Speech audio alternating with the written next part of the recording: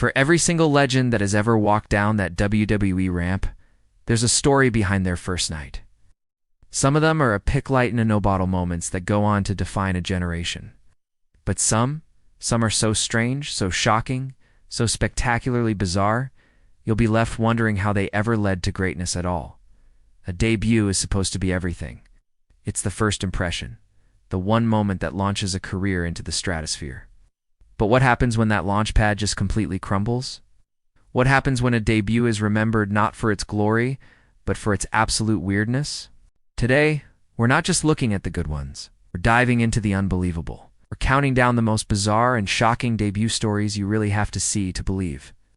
From terrifying monsters and instant failures to legends whose careers began in the strangest ways you can imagine, these are the moments that prove that in WWE, anything can happen, especially on night one.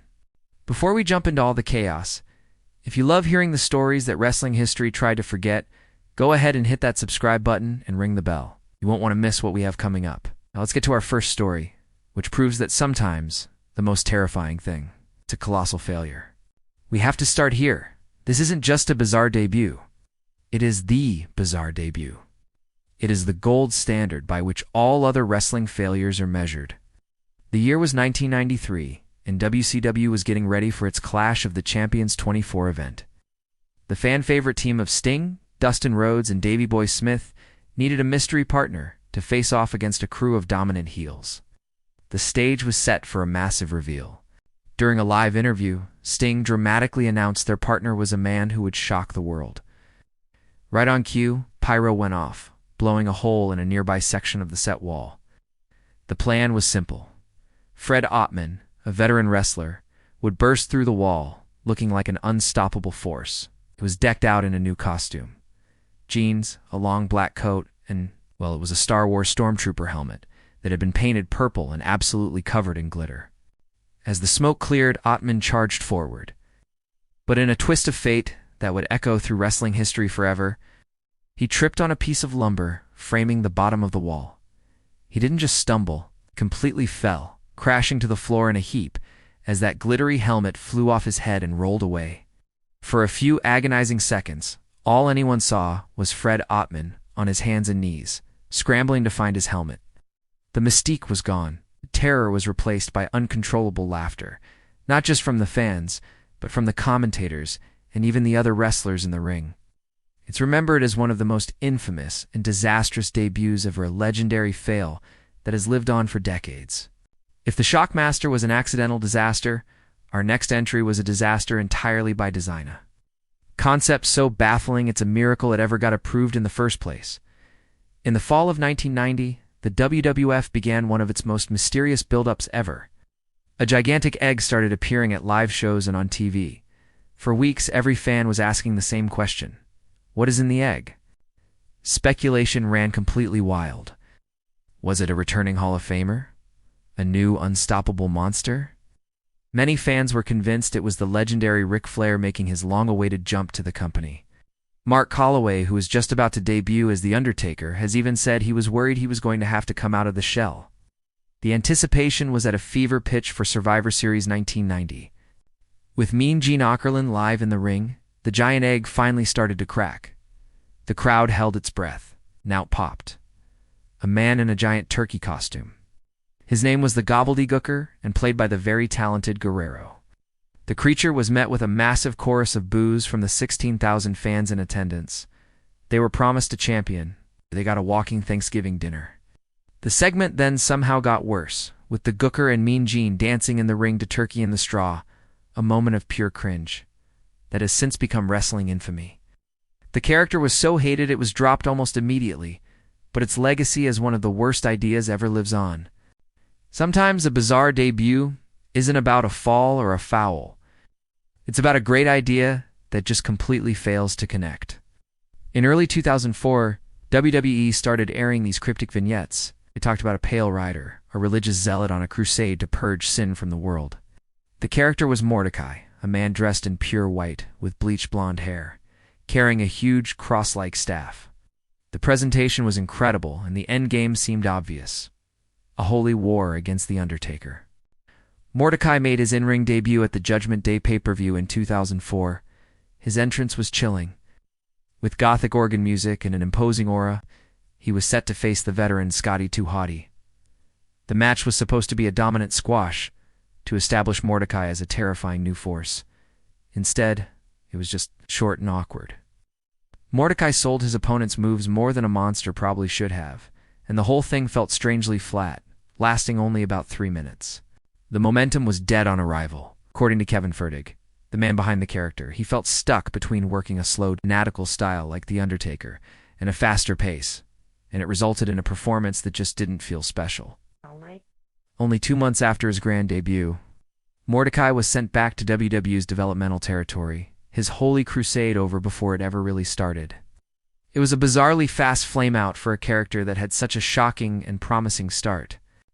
Not all shocking debuts are failures. Some are shocking because of how perfectly they're executed, creating a moment that defines a character from the second they appear. For months in 1997, The Undertaker's world was being tormented by his former manager, Paul Bearer. Bearer was screaming that The Undertaker's younger brother, Kane, who everyone thought had died in a fire set by the deadman himself, was actually alive and coming for revenge. The build-up was a masterclass in wrestling storytelling. It all came to a head at the Bad Blood pay-per-view on October 5, 1997. During the first ever Hell in a Cell match between The Undertaker and Shawn Michaels, just as a bloody Undertaker looked ready to win, the lights went out and an eerie red glow filled the arena. Walking to the ring was a monstrous figure in red and black, his face hidden by a terrifying mask. It was Kane. In an unforgettable display of power, Kane ripped the steel door clean off the Hell in a Cell cage. The Undertaker just stood there, frozen, staring like he'd just seen a ghost. Kane stepped into the ring, got face-to-face with his brother, and hit him with a devastating tombstone piledriver, costing Undertaker the match. It was arguably the single greatest debut in WWE history. It didn't just introduce a character, it created an instant legend in a moment so shocking, we're still talking about it today. The road to WWE can be a weird one. But maybe no one's was weirder than Martin Wright's, the man who became the Boogeyman. Wright first showed up during the 2004 season of the reality show Tough Enough. There was just one small problem. He lied about his age, claimed he was 30 when he was really 40, just to get past the show's age limit. When the lie was discovered, he was kicked out of the competition. But his unique look and persistence caught someone's eye, and WWE offered him a contract anyway. After workshopping his bizarre character in developmental, vignettes began airing on WWE TV in 2005.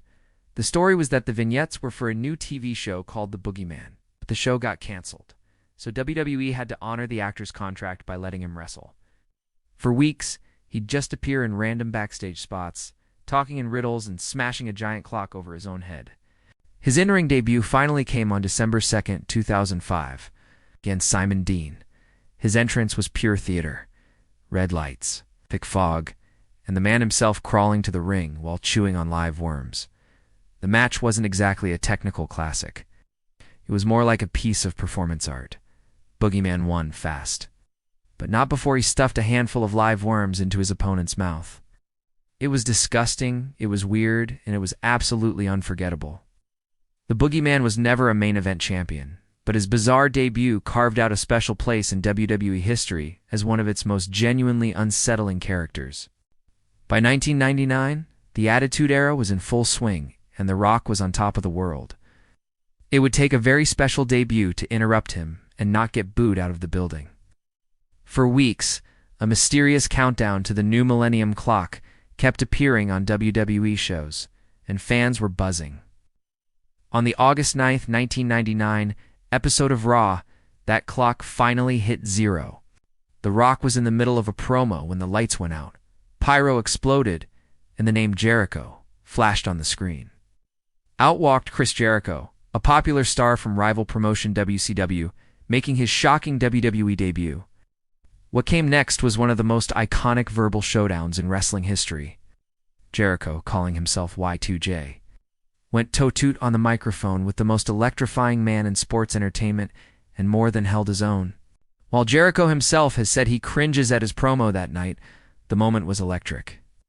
It instantly told the world he was a major player. But what makes this story even more bizarre is what happened next. Despite that incredible debut, Jericho lost his very first WWE match by disqualification to Road Dogg over 2 weeks later. It was a strange piece of booking that nearly killed his momentum, but the power of his first night was so strong that he overcame it, eventually becoming the first ever undisputed champion. It was a debut that was both brilliant and bizarre all at once. The Royal Rumble is famous for its surprises, but the 2000 event in Madison Square Garden delivered one of the most explosive debuts of the entire era. Kurt Angle, the undefeated Olympic gold medalist, was in the ring insulting the New York crowd while waiting for a mystery opponent. The fans were angry, but they were also buzzing. Suddenly, a new theme song hit, and a logo unfamiliar to many WWE fans flashed on the screen. But the hardcore fans in MSG knew exactly who it was, and they went ballistic. It was Tazz, the human suplex machine, from Extreme Championship Wrestling. In ECW, he was an absolute killer. A legitimate tough guy famous for his brutal suplexes and the suffocating Tazmishin chokehold. The atmosphere was incredible. Tazz stormed the ring and went right after the undefeated Angle. The match was short, intense, and brutal. Finish was shocking. Tazz locked in the Tazmishin, and the unbeatable Kurt Angle passed out. Tazz had arrived and choked out WWE's Golden Boy on his very first night. It was a perfect, shocking introduction. The bizarre part of this story, though, is that this incredible moment was the absolute peak of his WWE wrestling career. Injuries would soon slow him down, and he'd transition to commentary, never again reaching the terrifying heights of that one perfect night in New York. These stories prove that a debut can be a masterpiece, a disaster, or just plain weird. What's the most shocking or bizarre WWE debut you remember? Was it one on our list? Or is there another one that has always stuck with you? Let us know down in the comments below. And if you enjoyed this trip through wrestling's weirdest moments, do us a solid and hit that like button. From turkey suits and glittery helmets to monster arrivals and shocking upsets, the world of WWE debuts is a wild ride. These moments, for better or for worse, are burned into the memories of wrestling fans everywhere. They're a huge part of wrestling history, and they prove that you never ever know what you're going to get when a new face steps through those ropes for the very first time. Thanks for watching, and we'll see you next time.